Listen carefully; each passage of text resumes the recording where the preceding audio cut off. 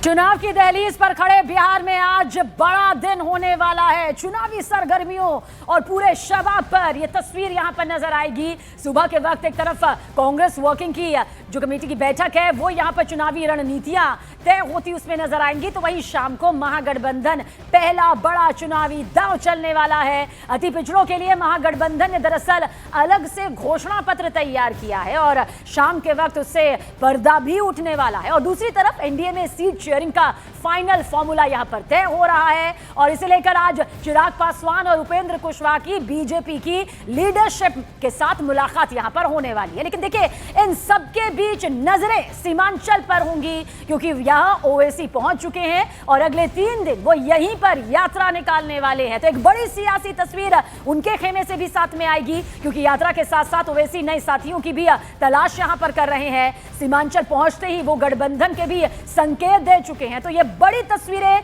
सियासत से जुड़ी हुई, बिहार विधानसभा चुनाव से जुड़ी हुई। तो सीट बंटवारे और सीएम चेहरे पर अनसुलझे सवालों के बीच में आज महागठबंधन अपना अति पिछड़ा न्याय संकल्प पत्र जारी करने वाला है। दोपहर करीब 3:30 बजे पटना में इसे लॉन्च किया जाएगा और खबर है कि राहुल गांधी और तेजस्वी यादव इसे एक साथ जारी करेंगे। दरअसल महागठबंधन की कोशिश पिछड़े वर्ग को साथ जोड़ने की है और इसी की शुरुआत आज अति पिछड़ा न्याय संकल्प से हो रही है।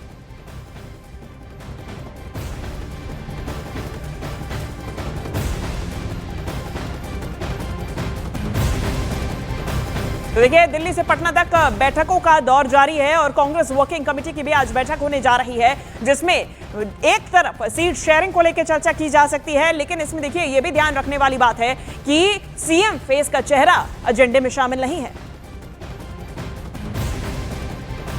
कांग्रेस वर्किंग कमेटी की यह बैठक बहुत ज्यादा खास मानी जा रही है। हमारे सहयोगी पटना से अरुण सिंह हमारे साथ मौजूद है। अरुण, कितनी बड़ी रणनीति तय हो सकती है, क्योंकि इसी रणनीति से बताया जा रहा है अब बिहार विधानसभा चुनाव की एक बड़ी भविष्य की तस्वीर नजर आएगी।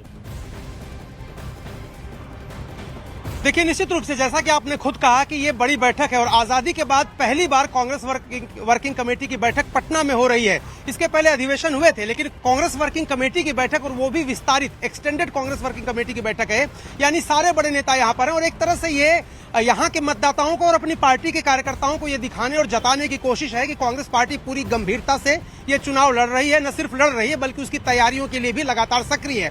तो राहुल गांधी यहाँ पर अति पिछड़ा जो न्याय संकल्प पत्र की बात आप कर रही थी, देखिए बिहार की राजनीति में और खास तौर से चुनावी राजनीति में जाति एक इतनी बड़ी सच्चाई है कि जिससे कोई मुंह मोड़ नहीं सकता और इसलिए सारी पॉलिटिकल पार्टियां जो है वो ओबीसी और ईबीसी यानी जो बैकवर्ड क्लासेज है और बैकवर्ड क्लासेज में भी अति पिछड़ी जो जातियां हैं उन पर नजर रहती है।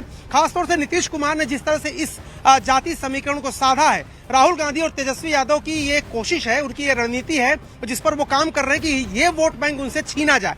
क्योंकि जिस तरह से वोट बैंक कंसोलिडेट किया है एनडीए ने और महागठबंधन ने, जब तक कुछ परसेंट वोट का इजाफा नहीं हो जाता महागठबंधन को, पिछली बार का चुनाव आपने देखा सिर्फ 12,000 वोटों का अंतर था एनडीए और महागठबंधन के बीच।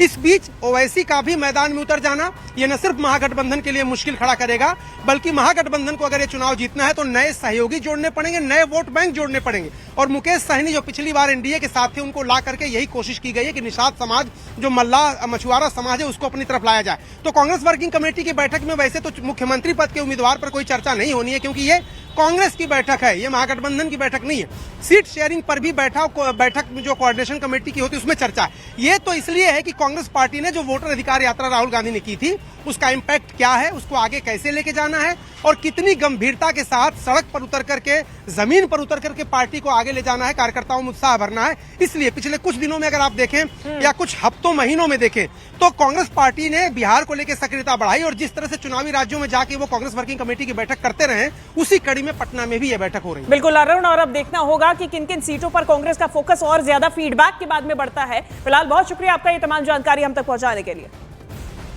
तो कांग्रेस की इस बैठक पर बीजेपी ने निशाना साधा है। डिप्टी सीएम सम्राट चौधरी ने तंज भरे अंदाज में कहा कि राहुल बिहार आकर हमारे है कि ये विकास का प्रचार कर रहे हैं क्योंकि उनके दौर में तो लूटने का ही काम होता था। कांग्रेस पार्टी को जानती है, पूरे देश में कांग्रेस पार्टी ने लगभग 55 वर्षों तक भारत को लूटा है। चुनाव का समय आया है तो आने दीजिए, आना चाहिए, स्वागत है। देखिए, मेरा कहना है कि बिहार का विकास का प्रचार तो करने दीजिए, ये लोग आएंगे तो बिहार का प्रचार होगा।